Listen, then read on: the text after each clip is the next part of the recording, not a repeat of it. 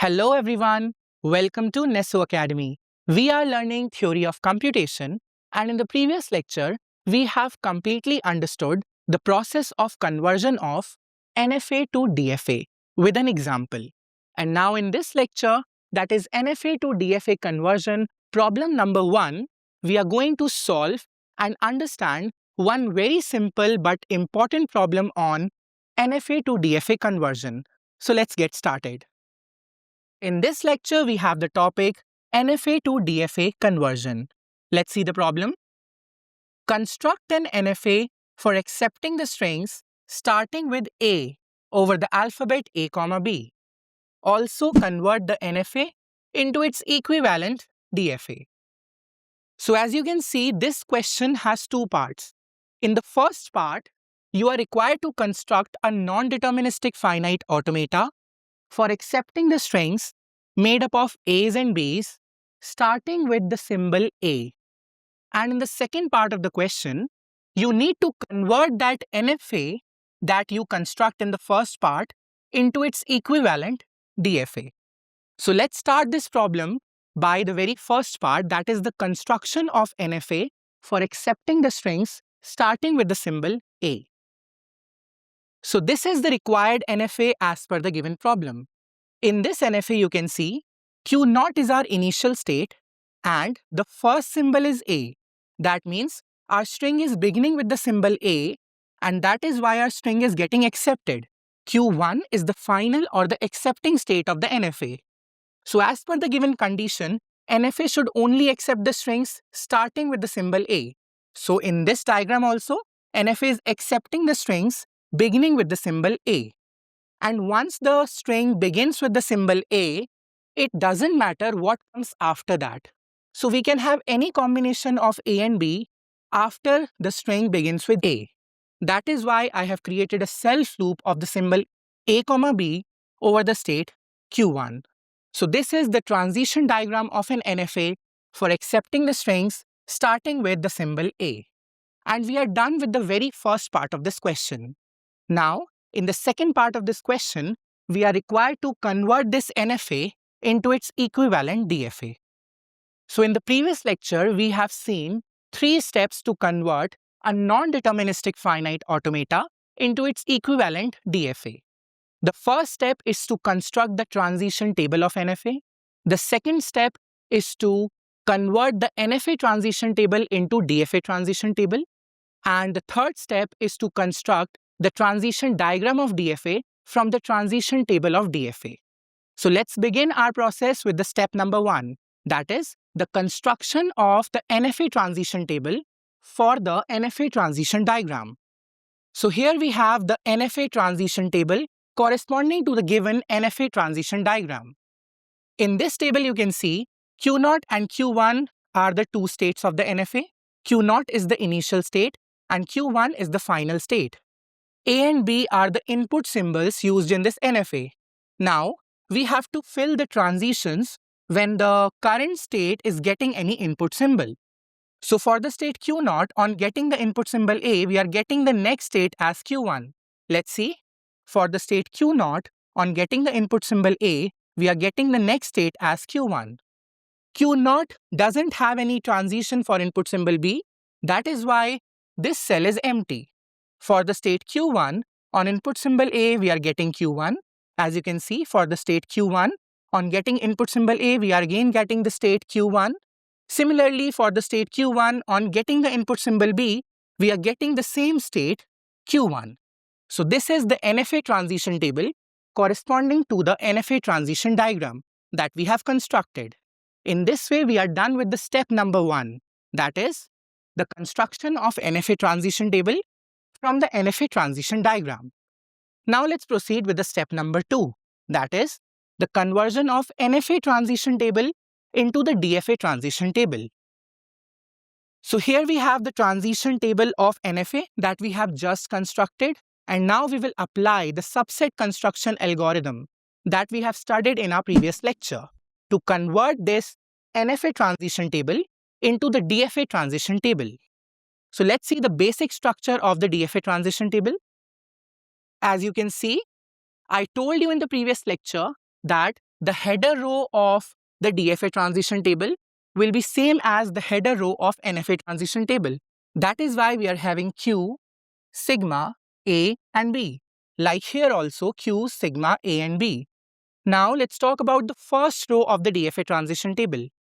I told you that the first row of the DFA transition table will be almost same as the first row of NFA transition table.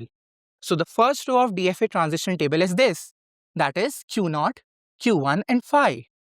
We can verify from this table. We have the state Q0. Similarly, we have the state Q0. We have the state Q1. Here also we have the state Q1. And here we are having the missing transition, which means that for the state Q0, there is no transition for input symbol B in the NFA. But we know in case of DFA, every state should have a transition for every input symbol. That is why we cannot use the blank cell in case of DFA. So in DFA, this blank cell will be replaced by a special state called as the dead state in case of DFA, which is represented by the symbol phi. These square brackets are used to represent that these three states are the single states. Now, what will be the next step? Yes, the next step is to check whether we have received any new state or not in this DFA table. Let's check. So we have got two new states, Q1 and phi, because these two states are not present in our DFA. So we need to create the entries for these two states. So here is the entry for the state Q1 and here is the entry for the state phi. Now we can complete the transitions for these two states. For the state Q1 on input symbol A, what will be the next state? We can find the next state by referring to the NFA transition table. For the state Q1 on input symbol A, the next state is Q1. So here we will write Q1. Similarly, for the state Q1 and the input symbol B, the next state is Q1. So here also we will write Q1. Now again check, do we get any new state? We are getting the states as Q1 and Q1, which is already present in our DFA. That means there is no new state. So we will not create any other entry. Now we will fill the transition for this dead state, phi. Now here we don't have any entry for phi, but we know that once we reach the dead state, on getting any input symbol, we will still remain at the dead state. That is why phi on A also gives phi and phi on B also gives phi. Now let's check whether we have received any new state or not. We have received two states, phi and phi, but the dead state phi is already present in our DFA. That means these are not new states. So we will not create any other entry. And this is how we have reached the termination point of this DFA transition table. As we have not received any new state, so we will stop the process of construction of DFA transition table. Now let's identify the final state of this DFA. I told you, the final state of the DFA will be the state which contains the final state of NFA. The final state of NFA is Q1. So all the states of the DFA that contain Q1 will be the final states of the DFA. As you can see, in this DFA, only this set contains Q1. That is why this will be the final state of the DFA. So this is the DFA transition table that we have constructed from the NFA transition table. And in this way, we have completed our step number 2 also. Now let's proceed with our step number 3, which is a very easy step. In this step, we need to convert this DFA transition table into the transition diagram of DFA. So we are having the DFA transition table, and now we need to convert this DFA transition table into the corresponding DFA transition diagram. So here is the transition diagram of the DFA. As you can see, we have 3 states in the DFA transition table. That is why we have drawn 3 states in the transition diagram also, Q0, Q1 and phi. Now we will make all the transitions. Q0 on A gives Q1, Q0 on A gives Q1, Q0 on B gives the dead state phi, Q0 on B gives the dead state phi. Q1 on A gives Q1, Q1 on B also gives Q1. So Q1 on A and B gives Q1. Phi on A gives phi. Phi on B also gives phi. Here you can see we have the dead state phi. On getting input symbol A and B, we are getting the same state, that is phi. So this is the DFA transition diagram for accepting the strings starting with the symbol A. As you can see, this is our initial state Q0. If the string begins with the symbol A, the string is getting accepted at the final state. But if the string begins with B, it is getting rejected at the dead state. So this is the required DFA for the given problem. Now if you want, you can simply remove these square brackets from the states. Because as we can clearly see, Q0, Q1 and phi are the three single separate states of this DFA. So you can simply remove these square brackets. Also, if you want, you can use any other state identifier instead of phi. So you can use any state like Q2 to represent the dead state of this DFA.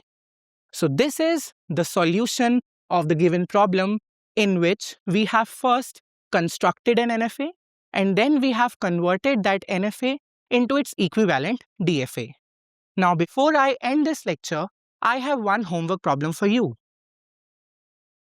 Construct an NFA for accepting the strings ending with 0 over the alphabet 0, 1. Also, convert the NFA into its equivalent DFA. So in this problem, you are required to construct an NFA for accepting the strings made up of zeros and ones ending with the symbol 0. And once you are done with the NFA construction, you need to convert that NFA into its equivalent DFA. So solve this problem, and once you are done with this problem, kindly write done homework in comment section. So in this way, we are done with our topic NFA to DFA conversion. In this lecture, I have taken a very simple problem of NFA to DFA conversion to develop a basic and good understanding in your minds. But in the next lecture, I will take one advanced problem so that you can open up your mind. So this was all from my side for this lecture. Thank you.